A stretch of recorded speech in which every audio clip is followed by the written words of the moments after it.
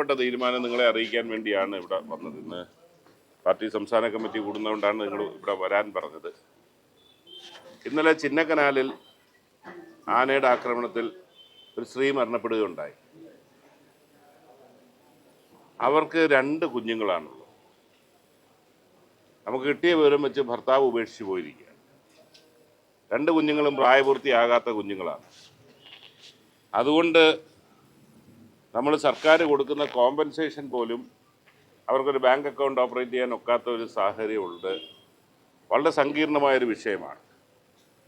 ഇപ്പോൾ ആദ്യം 5 ലക്ഷം രൂപയാണ് കൊടുക്കുന്നത്. അത് 2 കുഞ്ഞുങ്ങളുടെ പേരിൽ 2.5 ലക്ഷം രൂപ വെച്ച് അത് FD ഇടുന്ന ഒരു സാഹചര്യം, ഒരു അക്കൗണ്ട് പ്രത്യേകം സൃഷ്ടിച്ചുകൊണ്ട് ഇതുണ്ട്. പക്ഷെ അതിൽ പോലും അവർക്ക് ഓപ്പറേറ്റ് ചെയ്യാൻ ഒക്കത്തില്ലല്ലോ. അതുകൊണ്ട് ഒരു കാര്യം തീരുമാനിച്ചു, ആ കുഞ്ഞുങ്ങളുടെ ഉത്തരവാദിത്വം ഫോറസ്റ്റ് ഡിപ്പാർട്ട്മെൻറ്റ് ഏറ്റെടുക്കും.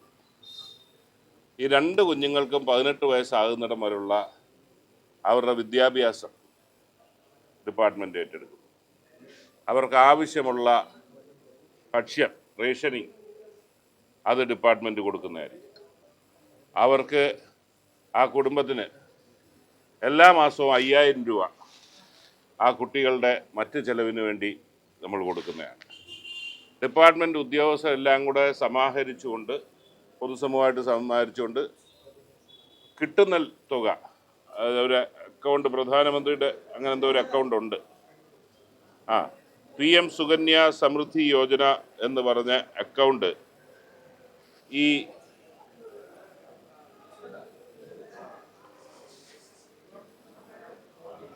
ഇത് അവരുടെ ആ കുട്ടികൾക്ക് വേണ്ടി പ്രയോജനപ്പെടുത്തുന്നതാണ്.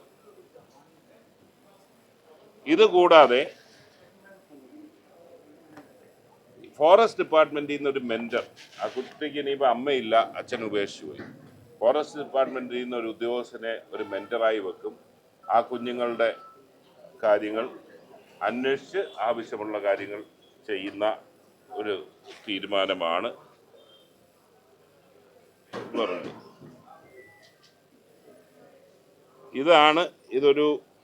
ഇതൊന്നും പരിഹാരമല്ലെങ്കിലും ഒരു പുതിയ കാൽവയ്പ് എന്നുള്ള നിലയിൽ.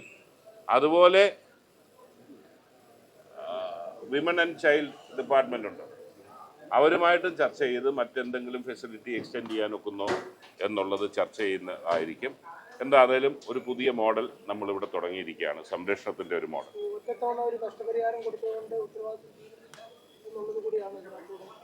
തീർച്ചയായിട്ടും ഇതൊരു പ്രത്യേക കേസാണല്ലോ. ഇപ്പോൾ നമ്മൾ 5 ലക്ഷം രൂപ പകുതി ഈ കുഞ്ഞുങ്ങളുടെ പേരിൽ ഇടുന്നുണ്ട്. നമുക്ക് കിട്ടുന്ന വിവരം വെച്ചൊരു അമ്മൂമ്മയുണ്ട്. പക്ഷേ നാളെ ലീഗൽ ഹെയർഷിപ്പ് ഈ കുഞ്ഞുങ്ങൾക്ക് കിട്ടാൻ ഏറെ കടമ്പകളുണ്ട്. അച്ഛൻ ഉപേക്ഷിച്ച് പോയതാണ്, ഇനി മറ്റു ബന്ധുക്കളുണ്ടോ, അമ്മ മരിച്ചു കഴിഞ്ഞാൽ നിയമപരമായിട്ടുള്ളത്. അന്നേരം നമുക്ക് ആ കുഞ്ഞുങ്ങളെ അതിനുവേണ്ടി അതിൻ്റെ വഴിയാധാരമാക്കാൻ ഇതിൻ്റെ സാങ്കേതിക അല്ലെങ്കിൽ നിയമപരമായിട്ടുള്ള നൂലാമാലകളിൽപ്പെട്ട് വഴിയാധാരമാക്കുന്നതല്ല, അതിൻ്റെ ഉത്തരവാദിത്വം സംരക്ഷണം ഡിപ്പാർട്ട്മെൻറ്റ് ഏറ്റെടുക്കുന്നു എന്നൊരു സന്ദേശം തന്നെയാണ് കൊടുക്കുന്നത്.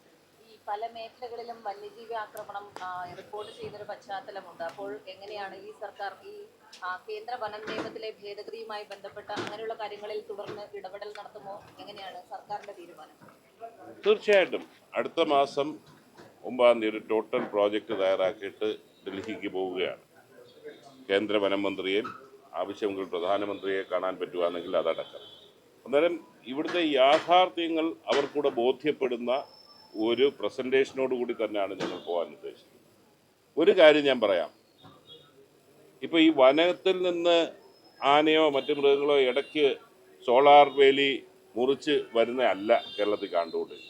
കുറേ നാളുകളായിട്ട് ജനവാസ കേന്ദ്രങ്ങളിൽ തന്നെ ഇത് സ്ഥിതി ചെയ്യുന്നതാണ്. ഈ വനത്തിൽ നിന്ന് ഇറങ്ങി വരുന്നതല്ല, ഇവിടെ തന്നെയൊക്കെ ഉണ്ട്, മനുഷ്യരുടെ ഇടയിൽ തന്നെ ഉണ്ട്. അതാണ് ഞാൻ ആദ്യം മുതലേ പറഞ്ഞത്, ഏത് സമയത്തും അപകടം എവിടെയും പതിയിരിക്കുന്ന ഒരു സാഹചര്യമാണ് കേരളത്തിലുള്ളത്. അതീവ ഗുരുതരമായ സാഹചര്യം തന്നെയാണ്.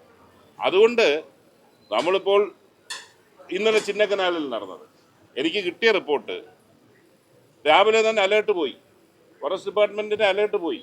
ചിന്നക്കനാലിലെ വിഷയം രൂക്ഷമായിട്ട് ബഹുമാനപ്പെട്ട ഹൈക്കോടതി പോലും പല നിരീക്ഷണങ്ങൾ നടത്തിയിട്ടുണ്ട്, ഇന്നൊക്കെ ചെയ്യണമെന്ന് പറഞ്ഞിട്ടുണ്ട്. അവർ നിരീക്ഷിച്ചുകൊണ്ടിരിക്കുകയാണ്. പക്ഷേ അവിടെ ഉള്ള ഒരു RRT റോഡിൻ്റെ ഒരു സൈഡിൽ 6 ആനയുണ്ടായിരുന്നു. അതിനെ ഓടിക്കുന്ന കാര്യത്തിൽ നിയന്ത്രണവുമായി നിന്നപ്പോഴാണ് റോഡിൻ്റെ മറുവശത്ത് 2 എണ്ണം ഉണ്ടായിരുന്നത്. അങ്ങനെയാണ് ഇന്നലത്തെ അപകടം ഉണ്ടായത്. അന്നേരം അതാണ് ഞാൻ പറഞ്ഞത്, അതെല്ലാം ജനവാസ മേഖലയിൽ തന്നെയാണ്. പല കാലഘട്ടത്തിലും നടത്തിയിട്ടുള്ള അശാസ്ത്രീയമായ പുനരധിവാസ പ്രവർത്തനങ്ങൾ അടക്കം ഇതിൻ്റെ രൂക്ഷത കൂട്ടുന്നുണ്ട്. അന്നേരം പെട്ടെന്നൊരു പരിഹാരം എന്നുള്ളത് അല്ല, ഇതിന് ലോങ് ടേം ആയിട്ട് ഇത് പരിഹരിച്ചേ പറ്റൂ എന്നുള്ള നിലയിൽ തന്നെയാണ് ഡിപ്പാർട്ട്മെൻറ്റ് പോകുന്നത്. ഓരോരുത്തർക്കും അന്നേരം ഇപ്പോൾ ഒരു സിറ്റുവേഷന് വേണ്ടി റിയാക്ട് ചെയ്യുവാണ്. ഇപ്പോൾ അതിരമ്പള്ളിയിൽ ഒരു സിറ്റുവേഷനായി, ആനയെ ഓടിക്കാനുള്ള ഇത് കാര്യം ചെയ്തു, 8 ആനയെ ഓടിച്ചു, 4 എണ്ണം മിനിഞ്ഞാന്ന് തിരിച്ചു വന്നു. എങ്കിലും 30 മീറ്റർ നീളത്തിലായിരുന്നു ഇതിൻ്റെ പ്രശ്നമെങ്കിൽ എനിക്ക് ഇന്നലെ കിട്ടിയ റിപ്പോർട്ട് വെച്ച് അത് 10 മീറ്ററായി ചുരുക്കിയിട്ടുണ്ട്. 10 കിലോമീറ്റർ 30 മീറ്റർ അല്ല, 10 കിലോമീറ്ററിലേക്ക് അത് ചുരുക്കിയിട്ടുണ്ട്. പുതിയ ബ്രീച്ച് ഉണ്ടാകുന്നില്ല. അവിടെ തന്നെയുള്ള ആനകളാണ്. 18ഓളം ആനകൾ ഈ ജനവാസ മേഖലയിൽ ഉണ്ടെന്നാണ് ഇപ്പോഴത്തെ കണക്ക് വന്നിരിക്കുന്നത്. അന്നേരം ഓരോന്നിനും ഒരു സിറ്റുവേഷൻ വരുമ്പോൾ അതിന് റിയാക്ട് ചെയ്യുന്നതാണ്. പക്ഷേ ഇൻ ഫ്യൂച്ചർ ഒരു പ്ലാൻ തയ്യാറാക്കി ഇത് പ്രതിരോധം ഫലപ്രദമായി സൃഷ്ടിക്കുന്നതിലേക്കാണ് നീങ്ങാൻ ആഗ്രഹിക്കുന്നത്.